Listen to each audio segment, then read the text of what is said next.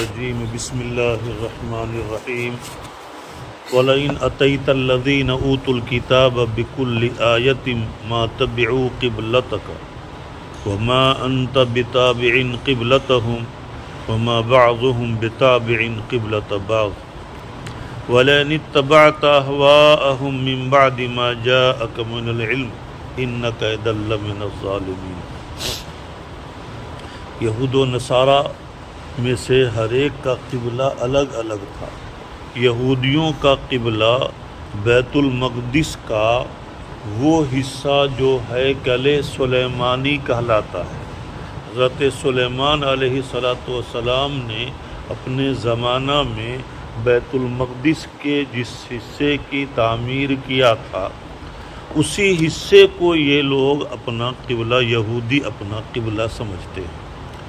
اور اس کے برخلاف نصارہ کہتے ہیں حضرت عیسیٰ علیہ السلام کے ماننے والے کو۔ حضرت عیسیٰ علیہ السلام کے ماننے والے کو نصارہ کہنے کی ایک وجہ تو بعض مفسرین نے یہ بیان کیا ہے کہ حضرت عیسیٰ علیہ السلام جس گاؤں میں رہتے تھے اس گاؤں کا نام نصارہ تھا یا نصرہ تھا۔ ایک قول یہ ہے، اسی گاؤں کی طرف منسوب کرتے ہوئے نصارہ کہا گیا، اور دوسرا قول یہ ہے کہ حضرت عیسیٰ علیہ السلام کو جب ان کی قوم کے کچھ لوگوں نے ستایا، پریشان کیا، تو حضرت عیسیٰ علیہ السلام نے یہ اعلان کیا، من انصاری الی اللہ، کہ اللہ کی رضا کے لیے کون میری مدد کرے گا۔ تو چنانچہ ان کچھ لوگ کھڑے ہوئے اور کہا نحن انصار اللہ، اللہ کی رضا کے لیے ہم آپ کی مدد کریں گے۔ تو اسی جماعت کے فرد کو جنہوں نے یہ کہا تھا نحن انصار اللہ، ہم اللہ کی رضا کے لیے آپ اللہ کے دین کے مددگار اور آپ کے مددگار ہیں، تو اسی جماعت کے لوگوں کو نصارہ کہا جاتا ہے۔ تو اور یہود کہتے ہیں حضرت موسیٰ علیہ السلام کو کے ماننے والوں کو۔ تو اس طریقے سے نصارہ، یہودیوں کا قبلہ تو بیت المقدس کا وہ حصہ جو ہیکل سلیمانی کہلاتا ہے، اور نصارہ کا قبلہ مشرق کی سمت ہے، کہ وہ لوگ مشرق کی سمت، مشرق کی طرف رک کر کے سورج کے نکلنے کی جگہ جو ہے اس کی طرف رک کر کے یہ لوگ نماز پڑھتے ہیں۔ البتہ ان دونوں کا مقدس مقام یروشلم سمجھا جاتا ہے، یہود و نصارہ، چونکہ الکفر کلہم ملت واحدہ، کافر ہونے میں دونوں برابر ہے، چاہے یہود ہو، نصارہ ہو، مشرک ہو، مجوسی ہو، کافر ہونے میں سب برابر ہی ہے۔ اس وجہ سے سب کا مقدس، ان دونوں کا مقدس مقام یروشلم سمجھا جاتا ہے، اسرائیل جس کو کہتے ہیں۔ بہرحال تو چونکہ دونوں کا قبلہ الگ تھا، جب اللہ کے نبی صلی اللہ علیہ وسلم بھی جب ہجرت کر کے مکہ سے مدینہ منورہ تشریف لائے تو آپ کا 16 یا 17 مہینے تک آپ کا قبلہ بیت المقدس کو کر دیا گیا، اور آپ کو حکم دیا گیا کہ آپ بیت المقدس کی طرف رخ کر کے نماز پڑھیں، مصلحتاً، تاکہ یہ یہود کے دل میں بتدریج اسلام کی عظمت اور محبت پیدا ہو اور وہ پھر اسلام کے ماننے والے بن جائیں، اسلامی تعلیمات پر عمل کرنے والے بن جائیں۔ لیکن اس کا معاملہ بالکل برعکس ہوا۔ ان لوگوں نے اسلام کو ماننے کے بجائے وہ یہ کہنے لگے کہ محمد صلی اللہ علیہ وسلم بتدریج ہمارے دین یہودیت سے قریب ہوتے جا رہے ہیں، انہوں نے اب ہمارے قبلے کو تو اختیار کر لیا ہے، اب قریب ایسا وقت آنے والا، چند دنوں میں ایسا ہوگا کہ وہ ہمارے پورے طریقے اور ہماری پوری تعلیمات کو بھی قبول کر لیں گے۔ تو چونکہ ان کے قلوب پر مہر لگی ہوئی تھی، اس وجہ سے فائدہ ہونے کے بجائے الٹا ریئیکشن ہو گیا۔ اس وجہ سے 16 یا 17 مہینے کے بعد قبلہ کی تبدیلی کا حکم دے دیا گیا، اور اللہ کے نبی صلی اللہ علیہ وسلم کو کہا گیا کہ آپ کے آبا و اجداد کا جو قبلہ ہے اسی قبلے کی طرف رک کر کے خانہ کعبہ کی طرف رک کر کے نماز پڑھیں۔ حالانکہ اس یہود و نصارہ کی جو کتابیں ہیں تورات انجیل، آسمانی کتاب کو یہ لوگ ماننے والے ہیں۔ حضرت موسیٰ علیہ السلام پر تورات نازل ہوا، حضرت عیسیٰ علیہ السلام پر انجیل نازل ہوا، دونوں آسمانی کتاب کو مانتے ہیں، اور یہ الگ بات ہے کہ اصلی حالت میں یہ کتاب موجود نہیں ہے، لیکن بہرحال ان کی کتابوں میں اللہ کے نبی صلی اللہ علیہ وسلم کا تذکرہ، اور یہ تذکرہ کے ساتھ یہ بھی تذکرہ موجود ہے کہ آخر زمانہ میں جو نبی آئیں گے ان کا قبلہ ابتداً کچھ دنوں تک یہ رہے گا خانہ بیت المقدس، اور ان کا اصل قبلہ ان کے آبا و اجداد کا قبلہ رہے گا، اور پھر وہ اصل قبلے کی طرف بیت المقدس کی طرف رک کر کے نماز پڑھیں گے۔ گویا کہ پوری وضاحت تورات میں انجیل میں بھی تھی، اور وہ لوگ اس کو پڑھتے ہیں، دیکھتے ہیں، سمجھتے ہیں، لیکن چونکہ معاملہ یہاں پر یہ ہے کہ ختم اللہ علی قلوبہم، ان کے قلب پر چونکہ گمراہی اور سرکشی کی مہر لگی ہوئی ہے، اسی وجہ سے جاننے کے باوجود، سمجھنے کے باوجود وہ لوگ اس کا اعتراف اور اقرار نہیں کرتے۔ اسی کو بیان کر رہے ہیں اس آیت میں کہ وَلَئِنْ أَتَيْتَ الَّذِينَ أُوتُوا الْكِتَابَ بِكُلِّ آیَةٍ، کہ وہ لوگ جن کو کتاب دیا گیا ہے، چاہے وہ یہودیوں میں سے ہو یا نصرانیوں میں سے ہو، ان کے سامنے اگر آپ تمام دلائل پیش کر دیں کعبہ کے خانہ کعبہ کے قبلہ ہونے پر اور اس کی حقانیت پر، جتنے بھی دلائل ہیں وہ سارے دلائل بھی پیش کر دیں آپ، پھر بھی ما تبعوا قبلتک، یہ آپ کے قبلے کو ماننے والے نہیں ہیں، آپ کی قبلے کی اتباع کرنے والے نہیں ہیں۔ کیوں؟ اس وجہ سے کہ ختم اللہ علی قلوبہم،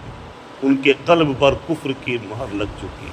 لہذا تھپا لگ چکا ہے، اسی وجہ سے اب وہ ہٹ نہیں سکتا، تبدیلی اس میں نہیں ہو سکتی۔ ما تبعوا قبلتک وما انت بتابع قبلتہم، اور آپ کا چونکہ قبلہ خانہ کعبہ ہے، اب آپ کے لیے جب خانہ کعبہ کو قبلہ متعین کر دیا گیا تو اب آپ کے لیے بیت المقدس کی طرف رک کر کے نماز پڑھنا جائز نہیں ہے، اس وجہ سے اب آپ بھی کبھی بھی ان یہودیوں کے قبلے کی طرف رک کر کے نماز نہیں پڑھ سکتے۔ وَمَا أَنْتَ بِتَابِعٍ قِبْلَتَهُمْ، اور آپ بھی کبھی ان کے قبلے کی اتباع کرنے والے نہیں ہیں۔ وَمَا بَعْضُهُمْ بِتَابِعٍ قِبْلَةَ بَعْضٍ، اور ان یہودیوں میں سے بعض، یہود و نصارہ، ان کافروں کی جماعت میں سے، چاہے وہ یہود ہو یا نصارہ ہو، ان میں سے بعض بھی دوسرے بعض کے قبلے کی اتباع نہیں کر سکتے، چونکہ ان کے قبلے میں بھی اختلاف ہے۔ یہودیوں کا قبلہ ہیکل سلیمانی ہے اور نصارہ کا قبلہ مشرق سمت ہے، اس وجہ سے یہودی کے قبلے کو نصارہ تسلیم کرنے اور ماننے کے لیے تیار نہیں، اور نصارہ کے قبلے کو یہود ماننے اور تسلیم کرنے کے لیے تیار نہیں۔ اسی کو بیان کرے وما تبعوا وما بعضهم بتابع قبلة بعض، کہ ان میں سے بعض یعنی یہود و نصارہ میں سے ایک بعض دوسرے بعض کے قبلے کی بھی اتباع کرنے والے نہیں ہیں، بلکہ سب اپنے اپنے قبلے پر اٹل رہیں گے۔ حالانکہ خود ان کی کتابوں میں نبی آخر الزماں صلی اللہ علیہ وسلم کے اوصاف کا جو تذکرہ ہے تورات میں، انجیل میں، ان کے ساتھ یہ بھی لکھا ہوا ہے کہ ان کا قبلہ ان کے آبا و اجداد کا قبلہ ہے، وہی ہوگا، خانہ کعبہ ہوگا۔ وَلَئِنْ أَتَيْتَ أَهْوَاءَهُمْ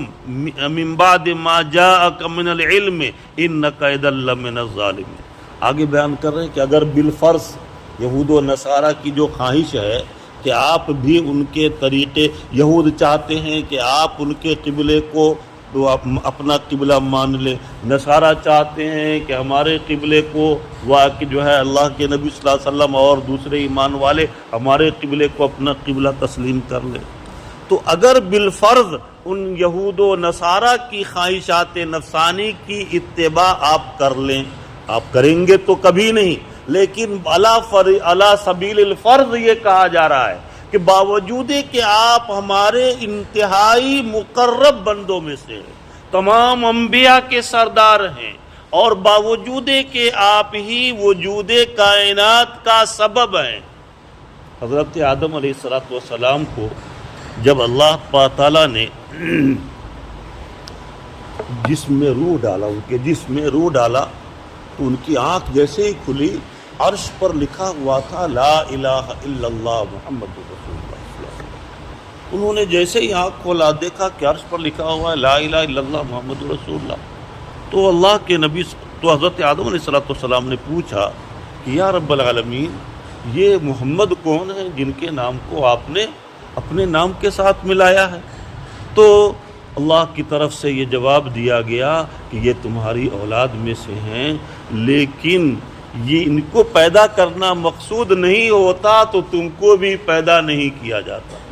تم گویا کہ وجود کائنات کے اصل سبب وہ ہیں، محمد صلی اللہ علیہ وسلم ہے۔ ان کو اگر پیدا کرنا نہیں ہوتا تو نہ یہ عالم بنائی جاتی اور نہ عالم کی کوئی چیز بنائی جاتی۔ گویا کہ عالم کے وجود میں آنے کا وہ سبب تمام انبیاء کے سردار، لیکن اس کے باوجود آپ کو کہا جا رہا ہے کہ آپ تو کبھی بھی ان یہود و نصارہ کے طریقے کو کی اتباع کرنے والے ہیں ہی نہیں یقیناً، لیکن بالفرض اگر آپ نے ان یہود و نصارہ کے طریقے کو کی اتباع کر لیا، ان کی خواہشات نفسانی کو قبول کر لیا، وَلَئِنِ اتَّبَعْتَ أَهْوَاءَهُمْ مِن بَعْدِ مَا جَاءَكَ مِنَ الْعِلْمِ، آپ کے پاس جو اس دین ابراہیمی کے حقانیت واضح ہو جانے اور اس پر دلائل کے منقع ہو جانے کے باوجود اگر آپ نے ان یہود و نصارہ کے طریقے کو اختیار کر لیا، ان کی تعلیمات کو قبول کر لیا، تو یاد رکھیے انک اذا لمن الظالمین، باوجود کہ آپ ہمارے محبوب اور لاڈلے ہیں اور وجود کائنات کا سبب ہیں، لیکن آپ بھی اگر غلط طریقے کو اختیار کریں گے تو انک اذا لمن الظالمین، آپ بھی اپنے اوپر ظلم کرنے والے ہو جائیں گے اور آپ بھی جہنم کا ایندھن بن جائیں گے۔ یہ الگ بات ہے کہ ایسا کبھی کر ہی نہیں سکتے ہیں آپ، لیکن جب اتنے مقرب بندے کو کے بارے میں کہا گیا کہ آپ نے اگر ایسا کیا تو آپ بھی واقعی جو ہے اپنے نفس کے اوپر ظلم کرنے والے اور جہنم کا ایندھن اپنے آپ کو بنانے والے بن جائیں گے، تو پھر عام لوگوں کو تو ہر وقت ڈرتے رہنا چاہیے، بھئی پتہ نہیں کس وقت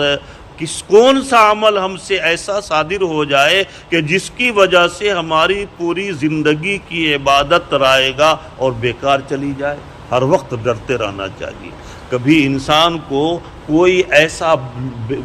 لفظ زبان سے نہیں نکالنا چاہیے کہ جس کی وجہ سے جو ہے وہ ہماری گرفت ہو جائے، اور کہیں ایسا نہ ہو بہت سے لوگ ناواقفیت میں ایسا لفظ اپنی زبان سے نکال دیتے ہیں جس کی وجہ سے ایمان سے نکل جاتے، اور ایمان سے نکلنے کے بعد پھر اس کی پوری زندگی کی عبادت ضائع اور بیکار چلی جاتی ہے، اور جب تک کہ پھر وہ کلمہ نہ پڑھیں پھر سے نئے سرے سے ایمان میں داخل نہیں ہوتے۔ اسی وجہ سے بہت سے کلمات کفریہ کی علماء نے وضاحت کیا ہے کہ واقعی کہ ان کلمات کو جو ہے کبھی اپنی زبان سے نہیں نکالنا چاہیے۔ بہرحال فرمانے الذین آتیناہم الکتاب یعرفونہ کما یعرفون ابناءہم، آگے بیان کر رہے ہیں کہ ایسا نہیں ہے کہ ان اہل کتاب کو اللہ کے نبی صلی اللہ علیہ وسلم کے بارے میں معلوم نہیں ہے، اسی وجہ سے یہ لوگ لا علمی میں ایسی باتیں کر رہے ہیں۔ فرمانے ایسا نہیں، بلکہ وہ لوگ جن کو ہم نے کتاب دیا ہے وہ نبی آخر الزماں صلی اللہ علیہ وسلم کو اور آپ کی تعلیمات کو اسی طرح سے جانتے ہیں جیسا کہ وہ اپنے بیٹے کو پہچانتے ہیں۔ جیسے کوئی شخص اپنے بیٹا کو ایک مرتبہ دیکھ لے اور اس کے بعد پھر 10 سال کے بعد دیکھے تو جب بھی اس کو اشتباہ نہیں ہوگا کہ بھائی اس کو پہچاننے میں دیر نہیں لگے گی، چونکہ اپنا خون ہے، اپنی نسل ہے، لہذا اس کو پہچاننے میں دیر نہیں لگے گی، 10 سال کے بعد 20 سال کے بعد بھی آئے تبھی بھی فوراً پہچان لے گا۔ تو جس طریقے سے انسان اپنی اولاد کو پہچانتا ہے، فوراً دیکھتے ہی پہچان لیتا ہے، اسی طریقے سے ان یہود و نصارہ کی کتابوں میں چونکہ نبی آخر الزماں صلی اللہ علیہ وسلم کے ایک ایک اوصاف کا اور ان کی ایک ایک تعلیمات کا تذکرہ ہے، تو لہذا اس بنا پر وہ لوگ اچھی طرح سے جانتے ہیں، لیکن جاننے کے باوجود محض سرکشی میں ایسی حرکت کر رہے ہیں۔ الذین آتیناہم الکتاب، وہ لوگ جن کو ہم نے کتاب دیا ہے وہ اللہ کے نبی صلی اللہ علیہ وسلم کو اسی طرح سے جانتے ہیں جیسا کہ تمام لوگ اپنے اولاد کو، اپنے بیٹے کو جانتے ہیں، پہچانتے ہیں، اور ان کو پہچاننے میں کوئی تردد نہیں ہوتا۔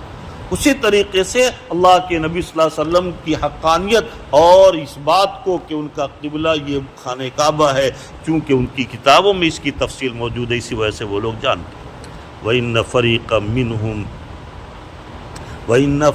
مِّنْهُمْ لَيَكْتُمُونَ الْحَقَّ وَهُمْ يَعْلَمُونَ، ان لوگوں میں سے ایک جماعت ایسی ہے جو حق بات کو چھپاتی ہے۔ ان کی کتاب میں جو حق بات لکھی ہوئی ہے کہ آخر زمانہ میں ایک نبی آئیں گے اور ان کی تعلیمات یہ ہوگی اور ان کا قبلہ خانہ بیت المقدس ہوگا، وہم یہ فرما رہے ہیں کہ وہ لوگ اس حق بات کو جانتے ہیں لیکن اس کے باوجود اس کو چھپاتے ہیں۔ الحق من ربک فلا تکونن من الممترین، فرما رہے ہیں کہ یہ تعلیم برحق جس کے ساتھ آپ کو مبعوث کیا گیا ہے، یہ آپ کے رب کی طرف سے آپ کو عطا کیا گیا ہے۔ فلا تکونن من الممترین، آپ اس میں ذرہ برابر شک و شبہ نہ کریں، بلکہ آپ کا دین برحق یہی حق ہے اور یہ واقعی اسی پر نجات کا وعدہ ہے۔ وَلِكُلٍّ وِجْهَةٌ هُوَ مُوَلِّيهَا فَاسْتَبِقُوا الْخَيْرَاتِ، فرما رہے ہیں کہ ہر قبیلے کا ایک طریقہ مقرر کیا گیا۔ مشرکین کہا کرتے تھے بھئی یہ کیا طریقہ ہے، کبھی جو مشرکین اور یہود و نصارہ یہ سب کا اشکال کرتے تھے کہ بھائی اس کا ان کو خود اپنے طریقے پر ہی اعتماد نہیں ہے، کبھی ادھر رک کر کے نماز پڑھتے ہیں تو کبھی ادھر رک کر کے نماز پڑھتے ہیں، کبھی بیت المقدس کی طرف، مشرق کی شمال کی طرف جو ہے رک کر کے نماز پڑھتے ہیں تو کبھی خانہ کعبہ کی طرف رک کر کے نہیں، کبھی جو ہے وہاں خانہ، یہ تو مدینہ والوں کے اعتبار سے اور عام جگہوں کے اعتبار سے کبھی مشرق کی طرف رک کر کے نماز پڑھتے ہیں تو کبھی مغرب کی طرف۔ بہرحال فرما رہے ہیں کہ وَلِكُلٍّ، اس کا جواب دیا جا رہا ہے کہ بھائی اس کا ایک سبب تو یہ تھا تاکہ کمزور ایمان والوں کا امتحان ہو جائے، اور دوسری وجہ یہ بھی ہے کہ اللہ تعالیٰ نے ہر ایک کے لیے ایک طریقہ مقرر کیا ہے، ہر مسلک کے، ہر نبی کی امت کے لیے ایک جو ہے کچھ احکام میں تبدیلی ہوئی اور کچھ احکام الگ الگ تھے، تو یہ تو اللہ تعالیٰ گویا کہ اپنے ہر نبی کے اعتبار سے احکام میں تبدیلی فرماتے ہیں بعض مسالے کی بنا پر، تو پھر واقعی اس میں اشکال کی کیا بات ہے؟ وَلِكُلٍّ وِجْهَةٌ، ہر ایک کے لیے ایک جہت متعین ہے جس کی طرف وہ رک کر کے نماز پڑھتے ہیں، لہذا فَاسْتَبِقُوا الْخَيْرَاتِ، آپ ان مشرکین یہود و نصارہ کی باتوں میں نہ آئیں بلکہ خیر اور سبقت کے، خیر اور طاعت کے کاموں میں سبقت کرتے رہیں۔ اینما تکونوا یأتی بکم اللہ جمیعا، اور اس کا استحضار رکھیں کہ کل قیامت کے دن چاہے دنیا کے آپ جس گوشے میں، جس حصے میں رہیں، کل قیامت کے دن اللہ تعالیٰ سب کو میدان حشر میں جمع فرمائیں گے، اور پھر اس کے بعد دنیا میں کیے ہوئے ایک ایک عمل کا حساب اور کتاب ہوگا، اور یہ میدان حشر بنایا جائے گا عرفات کے میدان کو، عرفات کے میدان کو خوب کشادہ کر دیا جائے گا، اور اسی میدان میں اللہ تعالیٰ کا عرش لا کر رکھا جائے گا۔ اللہ تعالیٰ کا عرش وہ جو ہے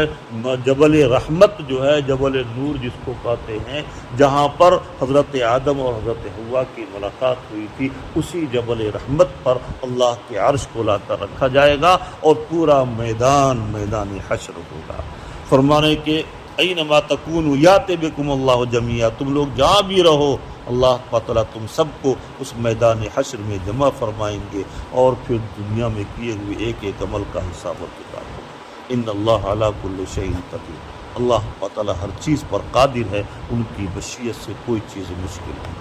وَمِنْ حَيْثُ خَرَجْتَ فَوَلِّ وَجْهَكَ شَطْرَ الْمَسْجِدِ الْحَرَامِ،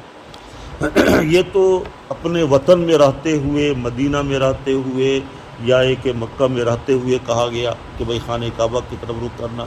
تو لیکن اب ذہن میں یہ سوال پیدا ہو سکتا تھا کہ اگر ہم سفر میں ہوں تو کیا کریں، سفر میں کدھر رک کر کے نماز پڑھیں؟ چنانچہ اس کے لیے بھی آگے بیان کر رہے ہیں کہ تم چاہے جہاں بھی نکل کر، اپنے شہر سے نکل کر جہاں بھی جاؤ، جس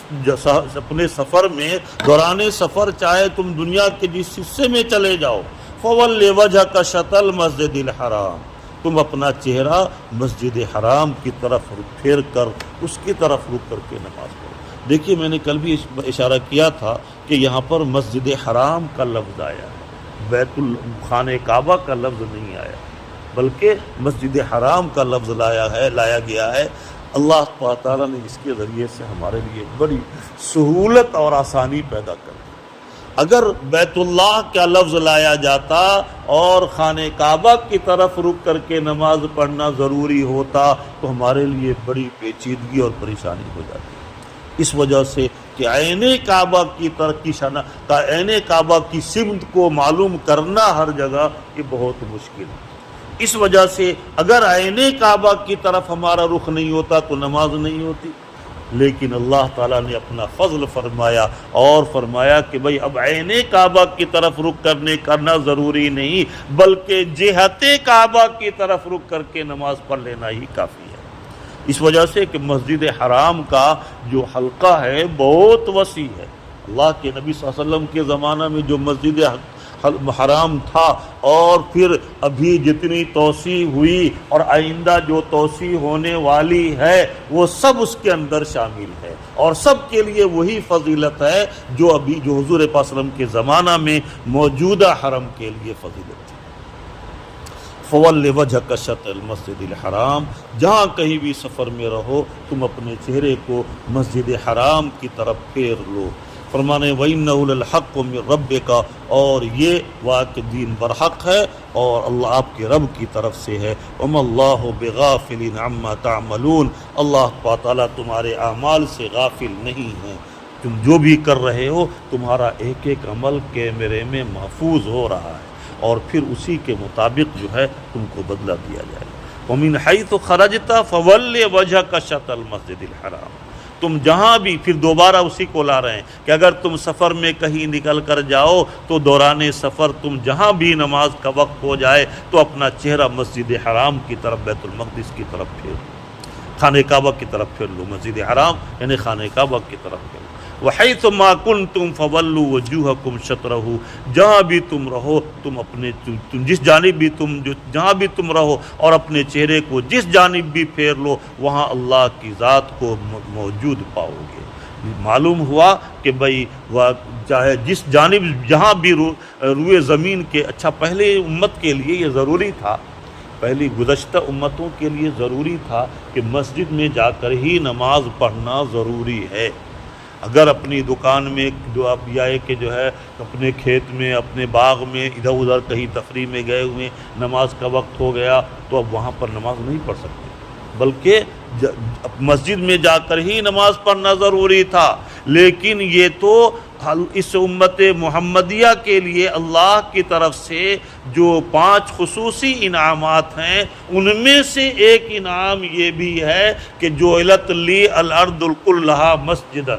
کہ بھائی کہ میرے لیے، کہ ہم لوگوں کے لیے، اس امت کے لیے پوری روئے زمین کو مسجد سجدگاہ بنا دیا گیا۔ جہاں چاہیں آپ نماز پڑھیں، جہاں وقت ہو گیا جہاں چاہیں نماز پڑھ لیں۔ آپ جو ہے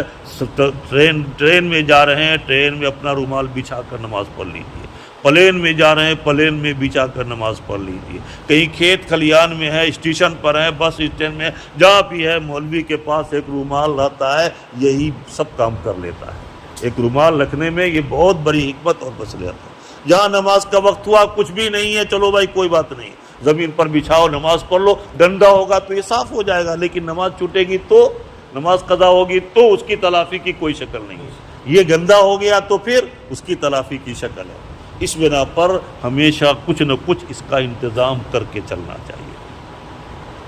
فرما رہے ہیں کہ اللہ یکون الناس علیکم حجہ، فرما رہے ہیں کہ ایسا اس وجہ سے اللہ تعالیٰ نے واضح کر دیا ہے کہ تاکہ لوگوں کے، اللہ تعالیٰ نے خانہ کعبہ کو آپ کے لیے، ایمان والوں کے لیے اور اللہ کے نبی صلی اللہ علیہ وسلم کی امت کے لیے اس وجہ سے بھی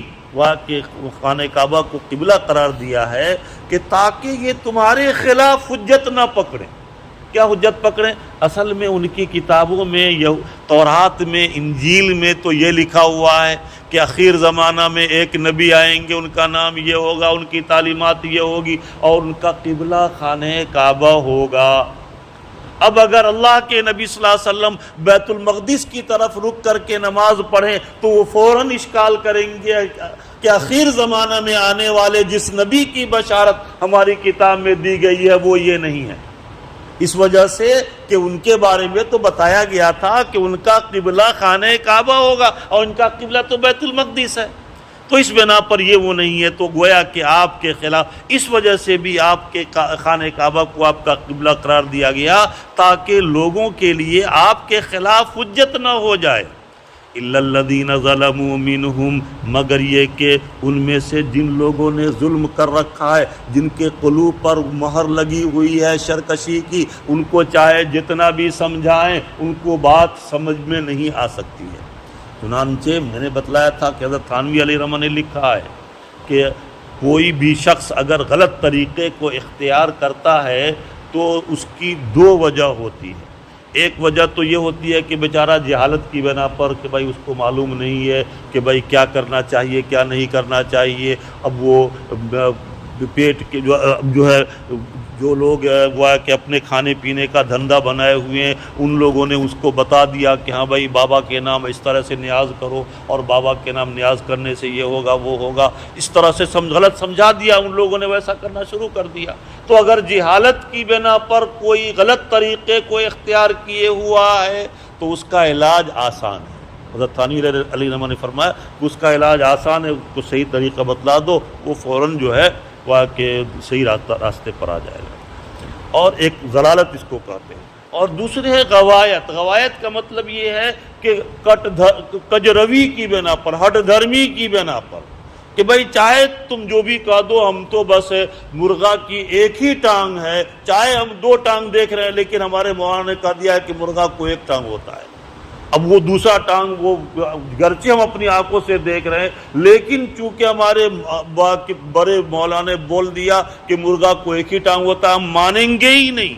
ہم وہ جو کہیں گے وہی مانیں گے. تو بس ان کا اس کو کہتے ہیں غوایت. حضرت تھانوی علیہ رحمہ نے لکھا ہے کہ یہ کجروی کی بنا پر جو غلط راہ کو اختیار کیے ہوئے ہو تو اس کا علاج یہ ہے کہ اس کو جوتے لگائے جائیں اس کے سر پر.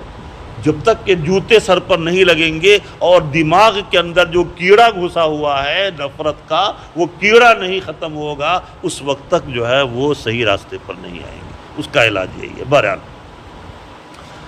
فرمانے کہ لیکن ہر ایک کے سامنے اس طرح سے جوتا لگانا مت شروع کر دیجیے گا ورنہ فتنہ ہو جائے گا. وہ تو موقع بحال کے اعتبار سے ہے، ورنہ خان صاحب جا کر کے اب جوتا ہی لگانا شروع کر دیں تو پریشانی ہو جائے گی. بہرحال فرما رہے ہیں کہ الا الذین ظلموا منہم فلا تخشوہم واخشونی، اے اللہ کے نبی صلی اللہ علیہ وسلم ان مخالفت کرنے والوں سے آپ مت ڈریے. واخشونی، اللہ سے ڈریے، مجھ سے ڈریے اور میری خشیت کو ہر وقت استحضار رکھیے، اپنے ذہن میں رکھیے. میرا ڈر اور خوف اگر ہوگا تو آپ دنیا اور آخرت دونوں جگہوں میں کامیاب ہوں.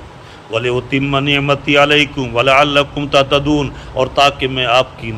میں آپ کے اوپر اپنی نعمت کو کامل اور مکمل کر دوں اور آپ ہدایت کے راستے پر آپ لوگوں کے جو ہے اور آپ ہدایت کے راستے کو اختیار کر لیں. کما ارسلنا فیکم رسولا منکم یتلو علیکم آیاتنا ویزکیکم ویعلمکم الکتاب والحکمہ. حضرت ابراہیم علیہ السلام جب خانہ کعبہ کی تعمیر سے فارغ ہوئے تو انہوں نے ایک دعا تو یہ کی کہ ربنا وبعث فیہم رسولا منہم یتلو علیہم آیاتی، کہ اے اللہ آپ ہمارے درمیان ایک ایسے رسول کو بھیجیے جو تعلیم اور تزکیہ کرے. نبی آخر الزمان صلی اللہ علیہ وسلم کے بارے میں دعا فرمائی.